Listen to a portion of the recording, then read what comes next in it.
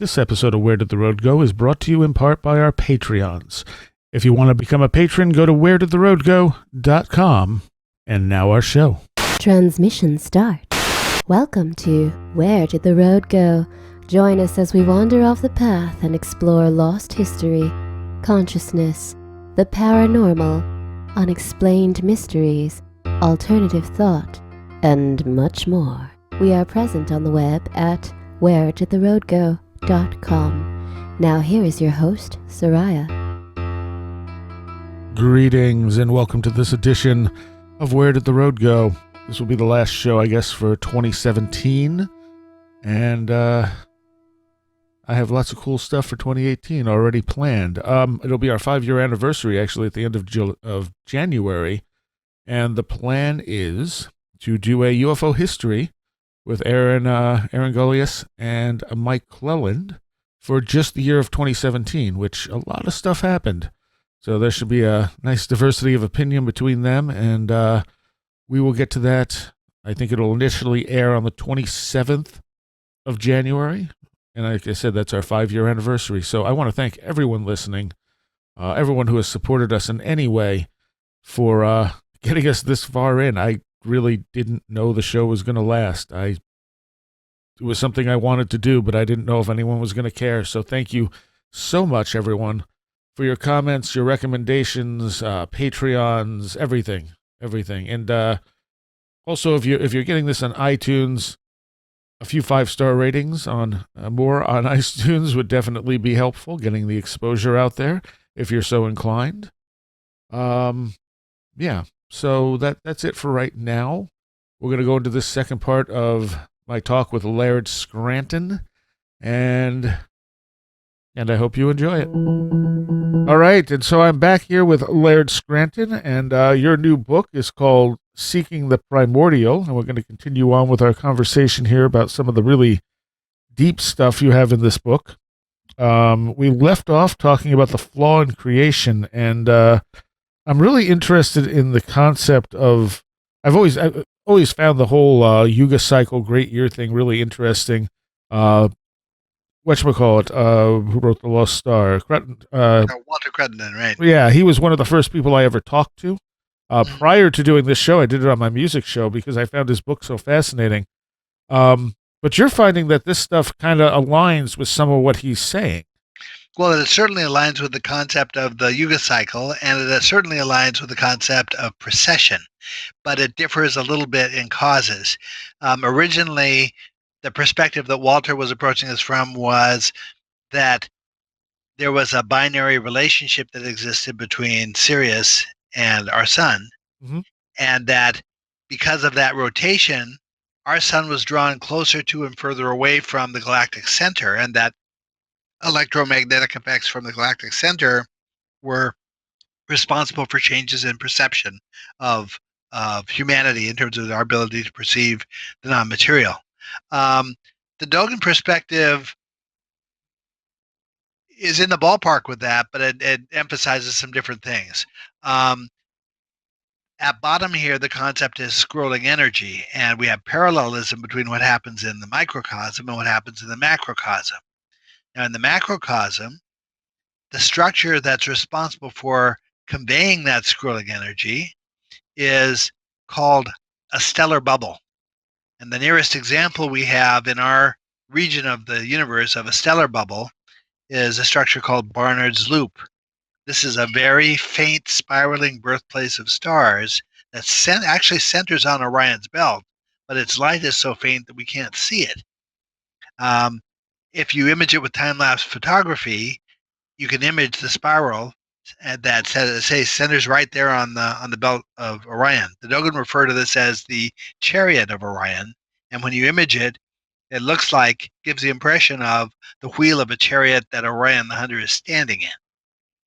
Now, the idea from the perspective of this cosmology I've been pursuing is that the rotation of that spiral is the structure that has enough mass to influence what looks to us like the rotation of the constellations. That as it moves around, that Buddhism is suggesting that the Sirius stars, even though they're set sort of obliquely to our viewpoint, the Sirius stars actually sit at the center of the spiral of that rotation. And so they're in the position of, if you imagine yourself as a child on a spinning merry-go-round, if Sirius is sitting at the center of the merry-go-round, then as we spin, everything around us looks like it's also spinning, except Sirius, which is sitting in the center, which seems to be staying in the same place.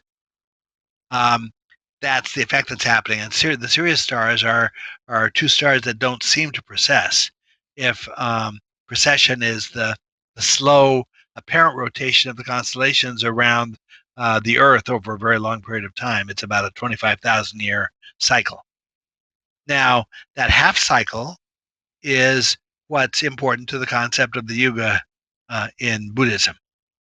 The idea is that during a roughly 12 to 13,000 year half cycle, that humanity goes through 4 stages. We are either just finishing or just past the least spiritually aware phase of that. And so we're presumably either just on the way back up ascending or just about to be on the way back up. It depends on which source you talk to or listen to, which Right. ones you trust. The Hebrew calendar makes it look as if we're just now at the extent of that scrolling process. But in the cosmology, the non-material universe, the fully ascended non-material universe, is described as having perfect knowledge, but an inability to act. Now, that makes sense if we think of the way time works, that in a non-material frame, essentially all events happen at once, which means that perfect knowledge would be possible. But also, because the time frame is so quick, there's no effective moment of time in which to take an action. And so the non-material universe is said to have perfect consciousness, but an inability to act, perfect knowledge, but an inability to act. The material side is said to have imperfect knowledge, but full ability to act. Now, Dogen numerology tells us some things about the nature of these universes. In Dogen numerology, 3 is the number of the male. That, on a biological level, compares to the 3 branches of a Y chromosome, which determines whether a person is male. 4 is the number of the female. That compares to the 4 branches of an X chromosome that determine whether a person is female. 7 is the number of the individual.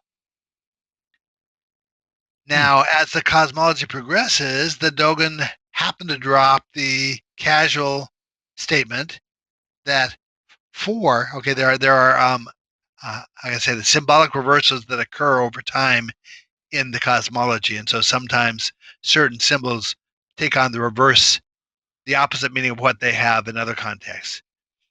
The Dogen say that 4 is the number of the material universe, which is considered to be male. But the implication is that 3 is then the number of the non-material universe.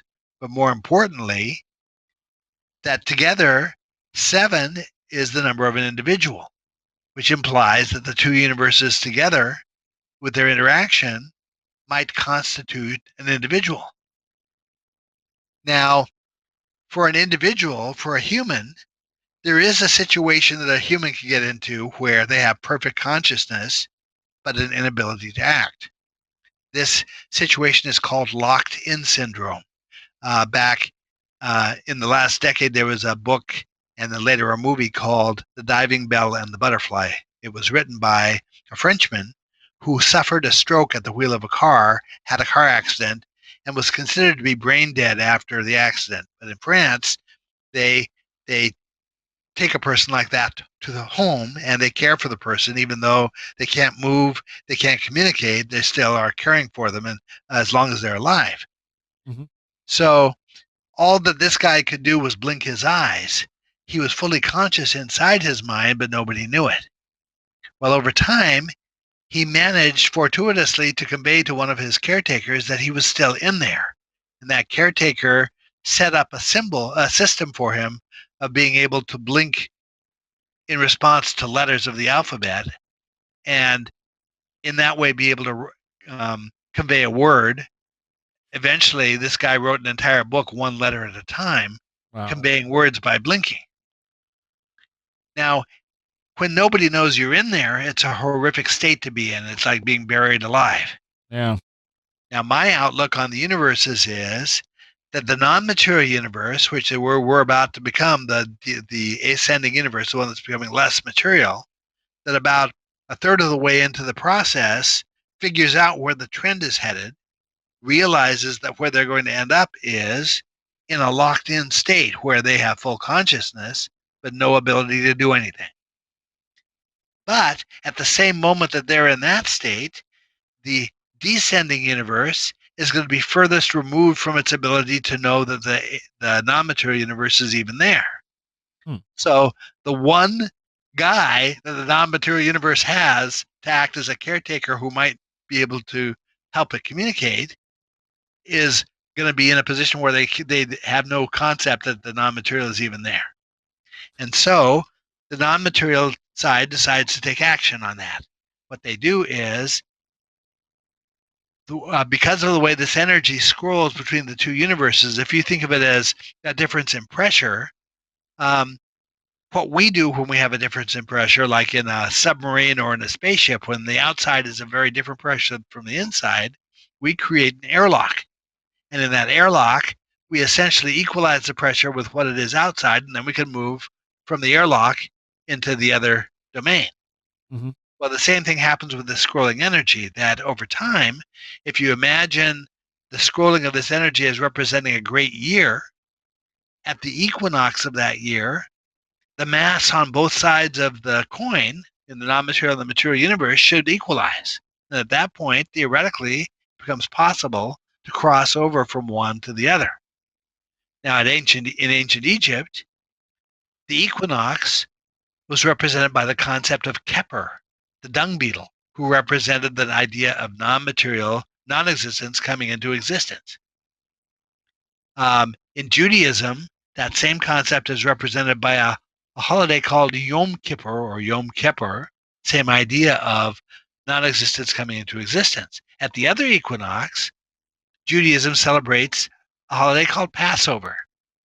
And Passover, a traditional Passover Seder, is ended with the opening of a door to allow a symbolic non-material entity named Eliyahu to enter. So in other words, Judaism is acting out at the equinox the very thing that I'm suggesting the Mass says should be possible, the possibility of a consciousness from the non-material side being able to enter the material side at the equinox. So about a third of the way into this process, the non-material side figures out that if it's going to have a caretaker when it's locked in, it needs to create a structure for material society that allows us on the material side to retain the memory of the fact that the non-material side exists. If we don't know it's there, we can't be its caretaker. Right. So they set up the esoteric tradition, which is actually patterned after the relationship of the two universes, whose purpose is to filter out the sincere people who will serve as caretakers, the ones who are attuned enough to an awareness of the fact that non-material is there to preserve it even when the universe is fully descended, and who are sensitive enough to the attempts to communicate knowledge from one side to the other. According to Samkhya, there are routine attempts to communicate information from the non-material side to the material side. They take the form of vivid dreams, of what appear to be coincidences of daily life, the unusual behavior of animals. Information can be communicated through clairvoyance and through divination and things like that. So the purpose of this passing over from the non-material to the material side is to deliberately set up a structure for society, an educational structure that will guarantee that the non-material side will be aware of the material side will be aware of the non-material side's existence at the point where the non-material side needs us. Wow. Yeah, wow. that kind of ties into the whole sacred geometry stuff as well. Yeah, it does, because the sacred geometry um, defines the geometric relationship between these two universes. It defines the kind of overlap that exists at every point in space and time where that ether unit forms. And it defines the overlap in the way time reconciles itself between the two universes, giving visibility to where that equinox is.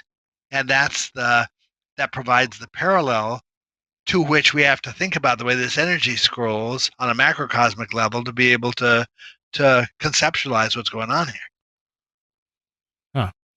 Okay. And of course, this is all fleshed out even more so in your book. So if anyone's having a little trouble following this, you lay this out beautifully in the book in great detail. Well, thank you. Now, it's not just the Dogon and the Buddhists who think this. The Kabbalists flatly say it also. The Kabbalists represent the scrolling energy as a primordial Torah scroll that they are comparing. Essentially, they're saying that the everyday reading of a Torah scroll in a Jewish temple is symbolic of this scrolling energy, and that every day they communicate a piece of knowledge. Every temple, every Jewish temple in the world is reading the same portion of the Torah on the same day. And when they finish that, they roll the scroll a little bit more and read the next portion the next day. That whole process is symbolic of how this energy scrolls.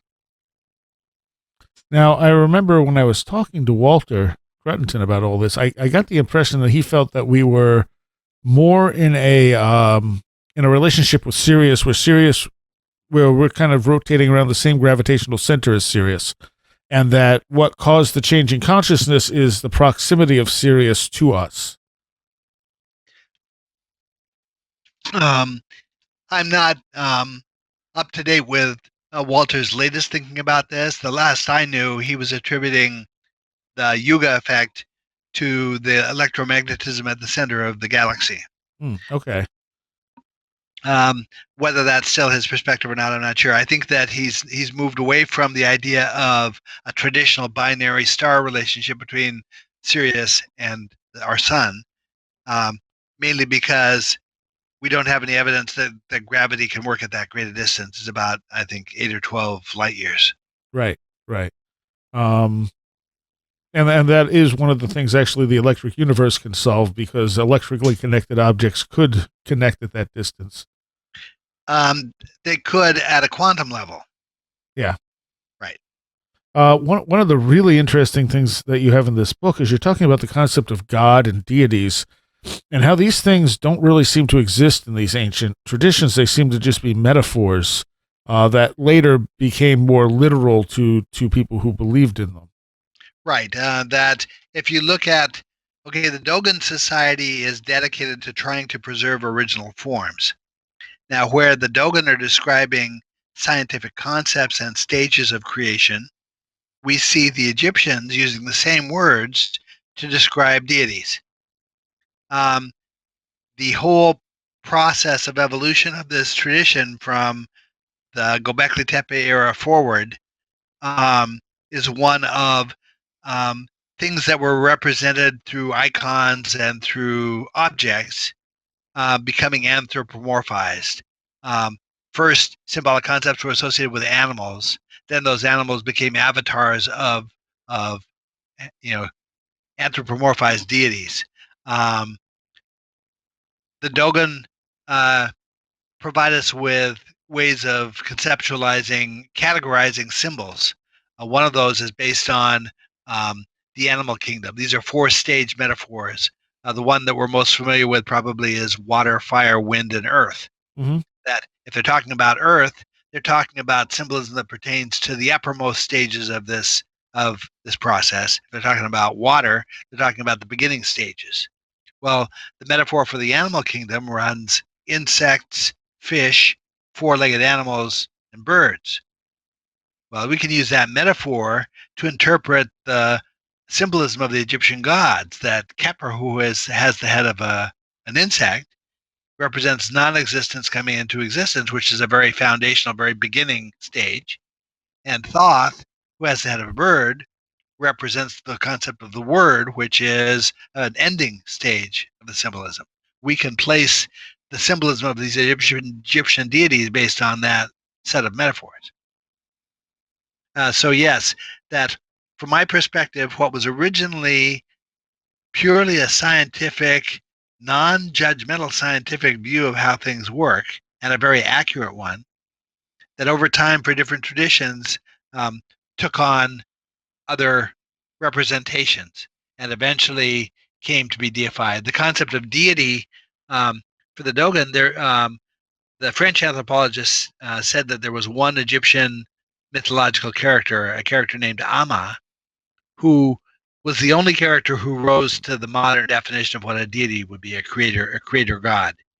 But in fact, um, the symbolism that connects to Amma and it connects to the spiral of matter aligns very well with the Buddhist symbolism, and the Hindu symbolism. But in Hinduism, Amma was the name that Ganesha, the elephant god, the affectionate term that he called his mother Sati by. So Amma is originally a feminine name, not a masculine one. So it's not a creator god; it's a goddess. This is part of the symbolic reversals that happen cross culturally that I was talking about. We can understand why those reversals happen based on another example. Imagine you get on a plane on the East Coast and you fly to the West Coast. Now, you might be on the plane with hundreds of other people, and chances are you don't know anybody else on the plane. It may be that you don't even speak to anybody else on the plane. And yet, by the time you reach your destination, everybody on the plane knows to turn their watch back 3 hours. Mm. Now, Okay. how can they know to do that? This is the same effect we're seeing with these cultures, all shifting symbols, symbolic meanings, reversing symbolism at approximately the same era. The same symbolic shape in one culture gets shifted to the same symbolic shape as another culture shifts. We have um, it's a very confusing thing. The obvious thing is the replacing of matriarchy with patriarchy. It's one of those shifts. Well, when it came, if we think about the scrolling energy, a lot of the symbolism pertains specifically to the non-material, the less material, or the more material realm. That the shape of a square represents the concept of the material realm. The shape of a circle represents the concept of the non-material realm. But if we have a process that's a 12,000 year process that begins at Göbekli Tepe around 10,000 BC, then midway through that process, about 6,000 years forward, the universe that was less material is suddenly now the more material one. We have energy that is scrolled, and we're more than halfway done. More than half the sand has shifted in the hourglass. So now the symbolism has to shift because the universe, the symbol that used to represent the our side of the equation, which was a circle, now has to become a square because we're the more material side. Same thing. The non-material is considered feminine. The material is considered masculine. We pass that equinox, which would have happened sometime after 4000 BC. The representation now that used to be feminine now has to be a masculine one to be correct symbolically. I can tell looking, okay, one of the differences between a Buddhist stupa and a Dogon granary is that the Buddhist stupa culminates in a square base and a rounded top. A Dogon granary culminates in a square top and a rounded base. I can tell from that, based purely on the symbolism and this idea of the scrolling energy, that the Dogon form has got to be the archaic form. In archaic times, our universe was the less material, and we're represented, the concept of the earth, which is what the base is touching, would have been round. By the time we pass that equinox, now the base needs to be squared. So we go and we look at things like the Great Pyramid, which has a square base, and we can't tell which cycle the pyramid was built in. It might have been this cycle, or it might have been a previous cycle, if we're thinking about the Great Year as a cycle. Mm-hmm. But we do know, we can say with symbolic certainty that it was built during the second half of that cycle. Huh. Because it has a square base. Okay.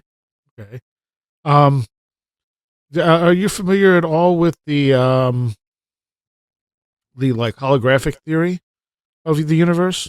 Yes, and the Dogen connect to that. They say that what we're seeing from a material frame is a reflected image, a shadow or a reflected image of what really exists in the form of waves.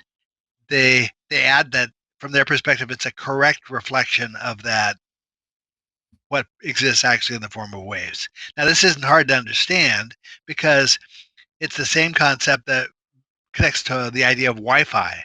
I mean, the picture you see on your screen exists as waves at your Wi-Fi router. Right. Or a television screen. Or an old television, the analog television, where they were broadcasting a wave through the air that your television could pick up and convert to an image. Well, that's the way reality works, according to the Dogen. That we're seeing an image, but it's only a reflected image of what the reality is. The reality exists in the form of waves. So one of the things you deal with in the book that I'm sure is a little controversial just in general is the symbolism behind circumcision. Right. Now, circumcision, okay, we're talking about three parallel themes of creation. Now, if we're talking about the formation of matter, the first coherent shape that forms on the material side is angular momentum, which is the circle with the dot in the middle of it. It's the sun glyph. It's the shape of a sundial. If we're talking about the universe, the same shape is the first coherent shape that appeared after the Big Bang. I have a picture that I reproduce in the book that they have used measurements of modern astrophysics to determine that matter after the Big Bang organized itself at discrete distances from itself and produced a circular shape that's just like that. Now, the parallelism of the themes implies that there should be the same shape at the same stage of biological reproduction. Now, the organ that's responsible for initiating biological reproduction is the penis. So, to impose that circular shape on a penis is placing the right symbol in the right place according to that, in relation to that theme. Now, what it's symbolic of, though, is in Judaism, we're told that it represents a covenant. Now, if we think of the cyclical relationship between the two universes, where one of them becomes locked in and the other one is caretaker, and then 12,000 years later, the caretaker is locked in and the one that was locked in becomes a caretaker, there needs to be a contractual understanding between the two universes that it's each one's job to care for the other one when it comes to be time to do that. And so the essential covenant between humanity on the material side and the non-material side is reflected by circumcision, which is also at the same time imposing the picture of the cycle of that great year. And of course, a lot of people aren't going to take to that nowadays. They're just thinking, it's a bad thing. Right. Well, even from a medical standpoint, circumcision creates similar damage and heals more quickly as the cut umbilical cord. Hmm. That this is not a horrific thing that's being imposed from a male standpoint. Okay, all of the compassionate traditions that I've studied don't endorse female circumcision. Right. They come up with a reason why, even though symbolically there's parallelism that could be applied, they come up with compassionate reasons why it shouldn't be. But on a male, circumcision heals quicker than a pierced ear does. This is not abuse. It is an effective way in ancient times of tagging the people who were instructed in the tradition. Huh. Well, that's interesting. And I don't think most people think of it as a symbolic gesture, I guess. Right. And they're trying to say, well, why are you mutilating this person? Well, from the perspective of the ancient cosmology and the perspective of medicine, this is not an abusive thing that happens. This is actually less abusive than cutting the umbilical cord is. Hmm. Okay. Um, and one of the things that this tradition doesn't seem to touch upon, but you get into it a little bit, is the idea of consciousness and self awareness. Well, the dynamic that exists between the non-material and the material universe, because of the way the time frames work, the material side experiences time in moments. And one of the symbolic terms for that is a glimpse. Um, when we see in ancient Egypt, we see time measured during the daylight hours, which is symbolic of the material side, by the sundial, which moves in very fine, the shadows move in very fine increments around the circle. At night in Egypt, time was measured in what's called glances. Time was measured at night by the progressive rising of certain constellations. And so you could count the 12 hours of the night one constellation at a time. This is an entire image at a time. This is the equivalent of a symbolic image as opposed to a moment. Mm-hmm. And so there's a difference in perspective reflected, um, even in the way time was conceptualized between day and night in ancient Egypt and the way that it works between the universes. Now, because of the way that time is experienced, the non material side works from essentially overview. It can see many events at once, not just one. I compare the difference. Um, if you think that time on the material side it compares to a cassette tape that has to be played from front to back, time on the non-material side is more comparable to a CD where potentially you can skip around track to track. Okay. Now, that's also the way the hemispheres of a brain work. One hemisphere of a brain is better equipped to see overview, and the other hemisphere is better equipped to see detail. In fact, when the symbol that ancient Egyptian language uses to represent the material half is that of a hemisphere. Hmm. So the suggestion is that the dynamic that is being played out between the non-material and the material universes is essentially the same as the dynamic that plays out between the hemispheres of a brain. That this is a consciousness. This is again repeating the idea that we're looking at what's referred to in these traditions as a primordial individual. It's not deified in the archaic view. It's recognized as being a biological form. Huh. Okay. um, and when you talk about these things communicating, um, I don't know if you mentioned it, but synchronicity is a part of this. Yes, that one of the ways that knowledge is attempted to be communicated from the non-material to the material plays out in terms of what we see as coincidences. Um, to my way of thinking, it's a lot like a game of charades, where by giving unspoken clues, one player is trying to get the other player to guess a meaning, Right. essentially. Okay, a person who becomes attuned to these synchronicities and um, finds ways for themselves to distinguish between what is merely a coincidence and what is a meaningful coincidence. That um, the more a person becomes practiced at doing that, the more they essentially call this effect to themselves. That it's as if you were traveling in a foreign country and you realized that there was one person on the ship who spoke a little bit of English. You would gravitate toward that person, the Mm-hmm. one person who might be able to understand you if you didn't speak the foreign language. That makes Um, sense. Same thing happens here. That successful communication fosters it, and so a person who gets that idea, a person who finally recognizes that there might have been some meaning to this image or this word or this idea that keeps popping up in seemingly random places in their daily life, and puts two and two together and goes and explores that and tries to figure out what can possibly be trying to be communicated by this, that sort of person encourages it to happen. And as they learn over time to pay more and more attention to it, they find it happening more and more thoroughly and more understandably.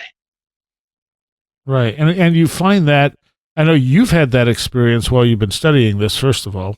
Yes, anyone who works in the field that I work in, if I sit down for a private conversation with them and start talking about um, the odd sorts of things that started happening once I started researching these books, it like opens a floodgate, and it's like I'm talking to myself. They have story after story of things that um, just you would shake your head and go, that can't possibly be. Some of them end up being very tangible. Some of them end up being witnessed, which is fortunate because anytime you have one that's witnessed, then you have someone who's in it with you who can say, yes, you're not just making stuff up here. I see that this is happening. Yeah. For me, one of the earliest examples was I was following Robert Temple's bibliography from the Serious Mystery to try to guide myself as to what book to read next.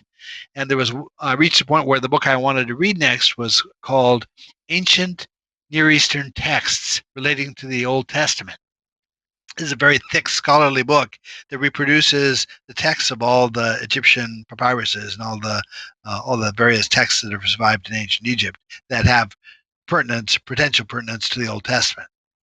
And so this was back in the 1990s before you could go online and order a book off of an out of print book off of a website. Right. So I had exhausted all of the local sources I had, old bookstores and new bookstores, whatever, to try to come up with a book. I had even gone so far as to go to my old college, Vassar College. I went to their library, to their interlibrary loan service, and asked if they could possibly get a copy of it that I could borrow. And they couldn't come up with a copy. Hmm. So I finally, out of frustration, came back to my wife, Risa, and said, look, it looks like I'm not going to be able to get that book I needed. Well, a couple of days later, a box turned up on our back doorstep. Um, Risa had an aging cousin who lived in a small apartment in Queens, New York. And every so often he'd reach critical mass there and box up a bunch of random crap out of his apartment and mail it off to some relative to try to divest it from himself. Well, in this box that included all sorts of random things like oven mitts and oven timers and flags of the nation. My wife says things like just really odd, eclectic stuff. Mm-hmm. There was my book. He had no idea that I had an interest in it. He had no idea that I was studying this stuff. He couldn't even recall when we talked to him about that he had ever even owned the book. Wow. But there was my book. That's the sort of tangible example of things, and there are many tangible examples of things that have happened that just shouldn't happen. At one point in my studies, I realized, based on Dogon references and the way the symbolism plays out, that the spiral of matter that the Dogon talk about has symbolic connections to Ganesha, the elephant god. Mm-hmm. Well, as I got further and deeper into the studies, I realized that parallelism in the symbolism implied that there should be a non-material spiral as well as a material spiral. These are the spirals of the swirling energy. But that implied that there should be a female Ganesha. So I did some studying and discovered, yes, there were references to a female Ganesha in certain cultures. But more importantly, those spirals related to, again and again and again, to a concept of an embrace. And so I theorized that there should be images of this male and female Ganesha hugging each other or embracing each other. And I started looking for that, and I could find textual references to it having existed, but the image was banned by an emperor in China in 1100 AD, banned from inclusion on a master volume on, or set of volumes on Buddhism. Hmm. As it turns out, images had survived in Japan. And so then I went online to see if I could turn up, now that I knew what the Japanese called it, I could look to see if I could find any modern representation of it. What I turned up were descriptions of, if you were going to make a statue of it or a sort of a figure representation of it, what requirements there were for that figure, what size it had to be, what material it had to be made out of, what features that figure had to display. So I found like an inch high version of it that I could order. Risa turned up on eBay out of a site out of India, an actual statue made to the right specifications, made out of brass, for about $35. So she ordered it, and the site said, well, please allow 6 to 8 weeks for delivery. I've had that happen before when I order from India. Right. So we thought, that's not a problem. At least we came up with an example of it. 2 days later, the box was on our back doorstep again. Now, actually, there's a representation of those hugging Ganeshas. That's the icon on the spine of my book, at the bottom of the spine. That's an actual photo of the figure we have. Oh, yeah. One of them represents the material universe. He has sort of a sun glyph shape on his head, and the other one represents the non-material. Okay. Now that concept of an embrace is also what's represented by those odd amorphous arms that emerge out of the side of the pillars at Göbekli Tepe. Mm-hmm. Now, one of the really interesting things to me is that I understand, I can justify the concept that what they were trying to reflect there was the concept of an embrace. But whoever created that didn't have a sophisticated enough aesthetic sense to be able to produce it in a way that looks like an embrace. It doesn't look like an embrace. It doesn't look like a warm, familial embrace. Right. So it's a very interesting aspect of this whole process to see the learning curve on the part of whoever put the system together. Because when it comes down to being able to firmly state here's what they were trying to represent and what they actually succeeded in representing, you see that they weren't very good at it at first. Well, do you think Göbekli Tepe was the first? In this cycle, yes, I think that it was. I mean, that's a complicated question because where the Egyptians talk about a first time, right, and the Buddhists talk about a first time that knowledge was passed to humanity by a Buddha, the Dogon talk about a time when humanity was restored to culture. So the implication from the Dogon side is that that was the first time in this cycle, but not the first time ever that humanity had brought itself up to a high state of culture. Okay. Well, that makes sense. If you have the cycles and stuff. Right. Now, there are other metaphors that are employed that relate to this scrolling energy. One of them pertains to the colors of a rainbow, which, if you remember from elementary school, you use the acronym ROYGBIV, ROYGBIV, to represent red, orange, green, blue, indigo, violet. Mm-hmm. Yellow, the yellow's in there. Okay, so the colors that are emphasized in the cosmological tradition are yellow, which the word for yellow in all of these ancient traditions, or very many of them, is also the word for pale. And the anthropological name of the study, the name of the anthropological study of the Dogon, is called the pale fox. Paleness is an important concept. The other color that's emphasized is indigo, which is the color of the high priest. So that's one of the indications of where along this half cycle, this descending half cycle or ascending half cycle, that it becomes theoretically possible to cross over between the two realms. The indication is, as a matter of fact, we have images in Egypt where the horns of a horned deity span that same color range of a rainbow, from yellow to indigo. The idea is that when you get 3/7 of the way into this ascending cycle, it starts to become thinkable to find ways to cross. And that when you get seven, I'm sorry, five sevenths of the way into the process, it stops being possible to cross over.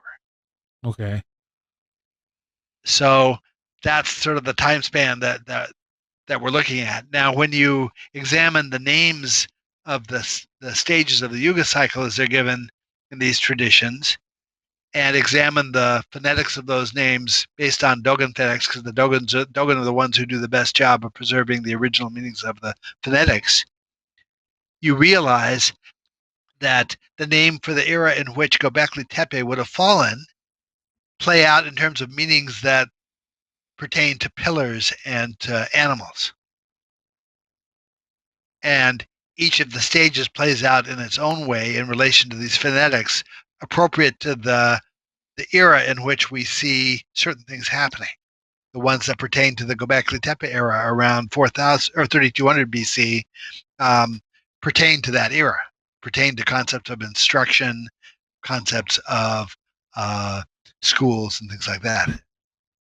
So do you think that's what Göbekli Tepe was, basically a learning place to pass on this tradition?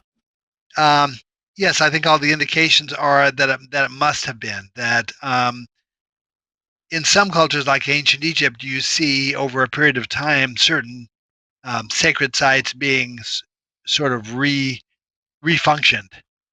That Right. the ancient one um, is torn down and built over or built on top of. Mm-hmm.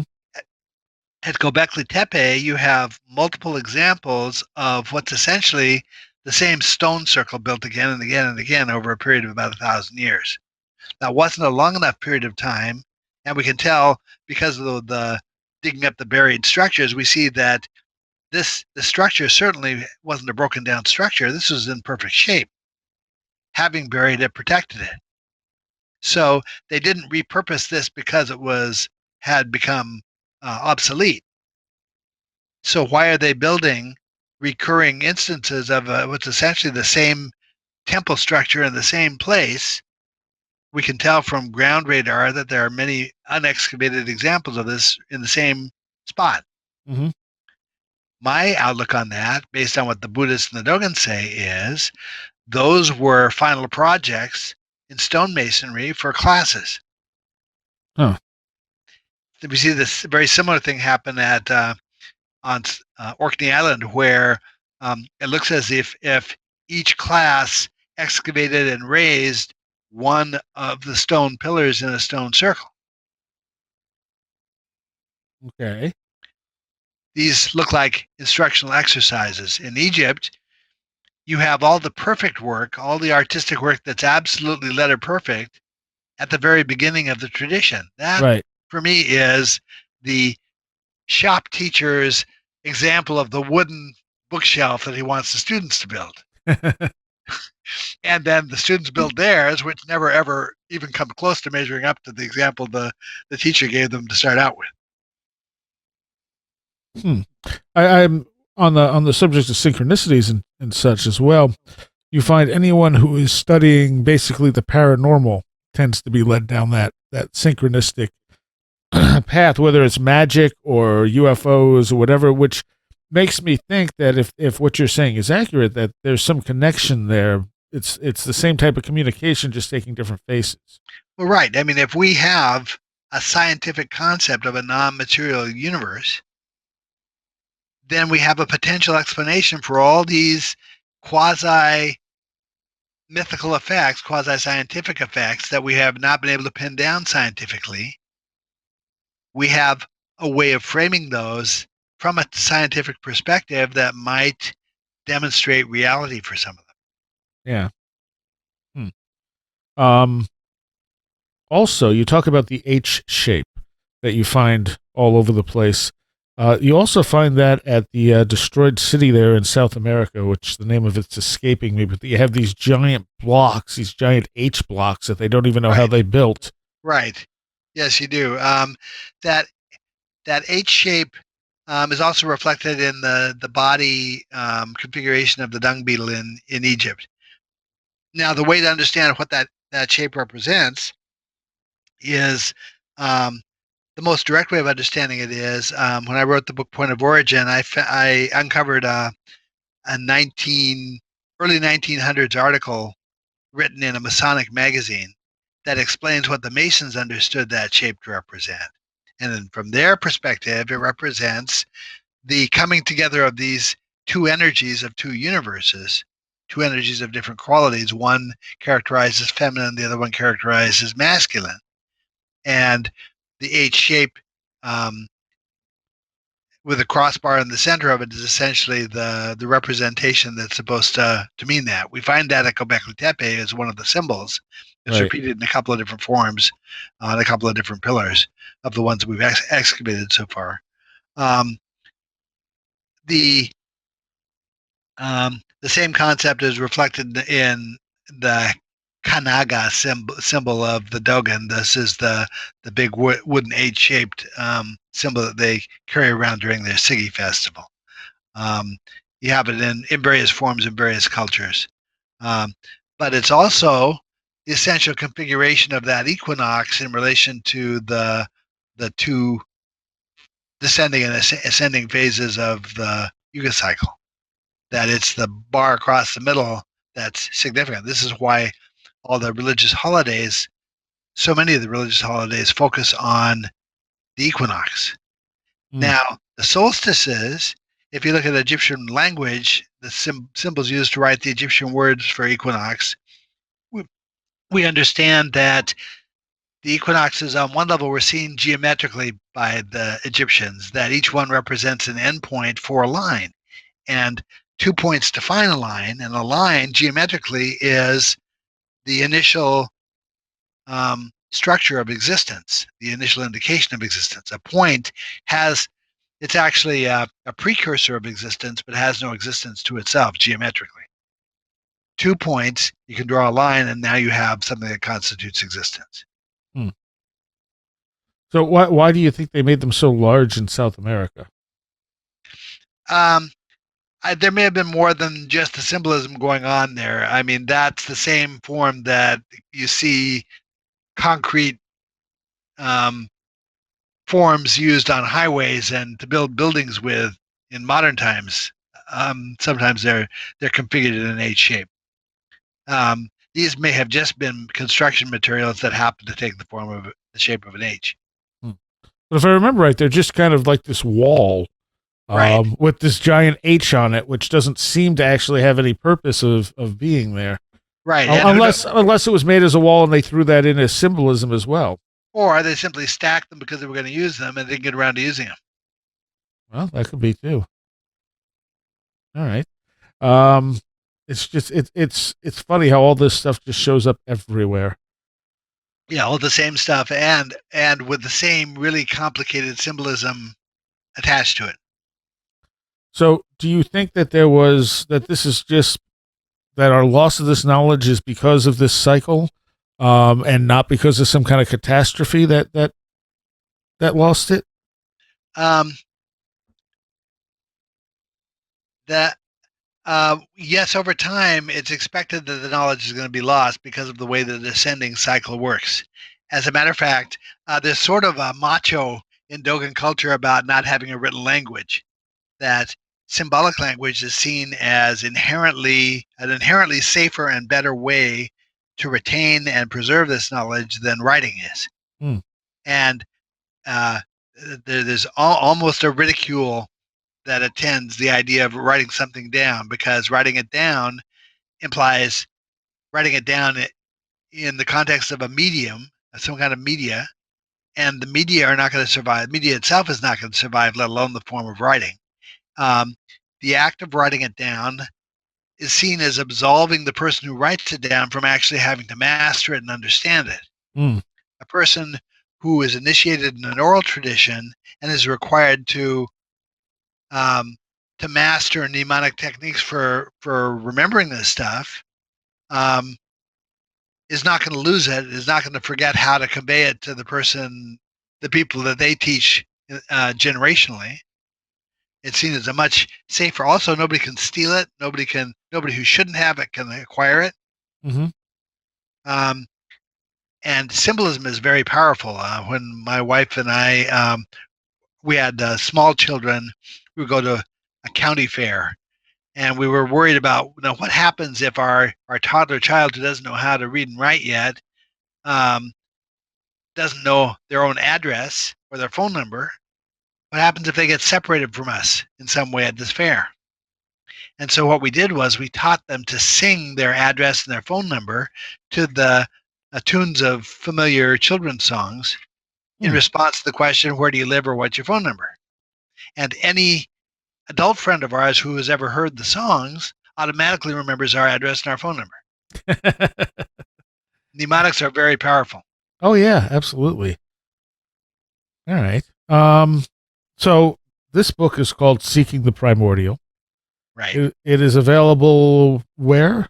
It's available through Amazon in the United States and in Europe. It's also been um, advertised and promoted to all of the regular retail bookstores, which means that any retail bookstore has knowledge of it, can order it, may or may not stock it on the shelves.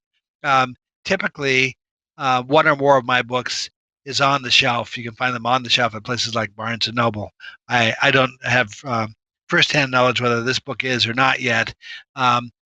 With a company as big as Barnes and Noble, they make their stocking choices based on a national basis, which means Right. if it's on the shelf at one store, it has a good chance of being there in every store.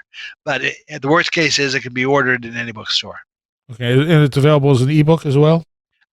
Unfortunately, no, and the Oh, reason okay. is because I published through this one through Create Space, and Create Space, in order to be able to handle the hieroglyphs that are in the book, required a PDF as the source document. Okay. From that, they produced what was supposed to be a Kindle ready PDF, but even the one that they prepared can't be loaded into Kindle. I tried every format of file that Kindle will allow, and I couldn't get a coherent read on the manuscript into Kindle. Oh. And so, looks like there may not be an ebook format on this book. Oh, well, that sucks. Yeah, unfortunately. That's weird. Did just not like the hieroglyphs? No, it's more than that. Ebooks have got to be able to um, have flexibility of format for many different size devices, Mm-hmm. and um, the format of the PDF just doesn't lend itself to that. I see. Okay. Um, and now you have another book coming out. You think probably around May. Yes, the through the regular publisher through Inner Traditions is a book called Decoding Maori Cosmology. This is about the same cosmological tradition I've been talking about, only reflected in Polynesia, and specifically through the Maori culture in New Zealand. Um, as it turns out, the Maori cosmological tradition and language reflects aspects of every era and every culture that I have written about. Wow. Okay. So I'm actually excited about that book. And don't mean to diminish it by having self-published this one. I just felt that this material was urgent enough that it shouldn't wait. Yeah, especially if it's going to be another year and a half or so before it gets out there. This is rather mind blowing to read through, honestly. Well, and it's uh, in talking about the cosmology in general, it always leads to questions that bump right up against this stuff. And the problem for me is, as the author is, I could choose to talk about it without a book published, Mm-hmm. but first of all, that's not fair to the listener because they have no place to go and follow up with. If they're interested in what I'm talking about, they have no place to go and follow up with it. It's not fair to the publisher because I'm pre-announcing all the material that's going to be in a book they're not going to get around to publishing for a year and a half. Yeah. Um, so it made sense that, I mean, rather than I had a few choices about what I could do, the one that seemed to be least stepping on the toes of the publisher, who I appreciate, was to self-publish it. Yeah. And that way, so this is kind of like the background of all the stuff you're going to be talking about from now on, really. Well, yes. Well, actually, the place where the next book seems to be going is that it may be time to talk about the overall plan of the cosmology from the perspective of those who put it together. Okay, and that'll be 2 years from now. Well, it might be. If I work quickly, it might be ready to go about the time where we've cleared the hurdle of the Maori book. Okay. All right. That'll be interesting. Um, this has led you in a way I'm guessing you never expected. Um, I had hints of it, but yeah, definitely, there's opened up dimensions to this material that I didn't imagine I was going to be able to get to. Hmm. Okay. And before I let you go, what is the latest you had heard about John Anthony West's condition? Well, John doesn't live too far from me. In August and September, back after the hurricane hit Houston, he had been in Houston for treatment. Um, his family managed to get him moved back out to his home, which is in upstate New York. And the original plan was to have him in a nursing home, but because of some logistical concern, they ended up not having a placement for him, and they kept him at home instead. And had continued to improve, although he's had all the way along he's had ups and downs. The radical cancer treatments in Houston eradicated some 93% of the lesions that he'd had in his liver and his lungs and his brain. Hmm. And he had been comatose for a while, and then regained his sensibilities and was able to talk to people and conduct himself a little bit, although very diminished from what he had been before. Since he's been home, we've had conflicts. The day after he arrived back in upstate New York, my son and I went on to lead a tour in northern Scotland. We're gone for a while. Then followed that up. Risa and I went to a conference in Virginia Beach, and then since that time, trying to get together. We've had family things that have prevented us from getting together with him. But I hope as soon as Risa is visitable again, gets over the cold that she has that we don't want to give to his family, Right. that we'll be able to meet up with him and get a firsthand report on how he's doing. Okay. Well, that's mostly positive, I think, considering what he's going through and his age. Yeah, he's probably 84 years old at this point. So Yeah. So any improvement that he manages is pretty spectacular. Yeah. Well, let's hope he can get back to close to where he was. Yep. Oh, do you have any speaking engagements coming up? At the moment, there are no conferences scheduled. I've been doing webinars recently, which seems to be the trend. Rather than bringing somebody in to speak, they arrange a presentation from a distance. I've been doing radio and podcast interviews. I've done a couple of national radio shows recently. So I'm sure that will continue over the course of the next year and pick up again once the Maori book is available. All right. Well, thank you so much for your time, Laird. Yep, thank you very much. I always enjoy talking to you. And a special thanks to our Patreons who are pledging at the $10 or above level. John Eddy, Chris Elmquist, Patricia Giaquinta, Roland Belstedt, Alfred Tuttle, Carla Mahoney, and Gabriel Zero. Thank you very much. You have been listening to Where Did the Road Go? This show is made possible in part from our Patreons, and we thank you and everyone listening for helping us continue this exploration of the strange. You can always find everything Where Did the Road Go related at www.wheredidtheroadgo.com. And thank you so much for your support.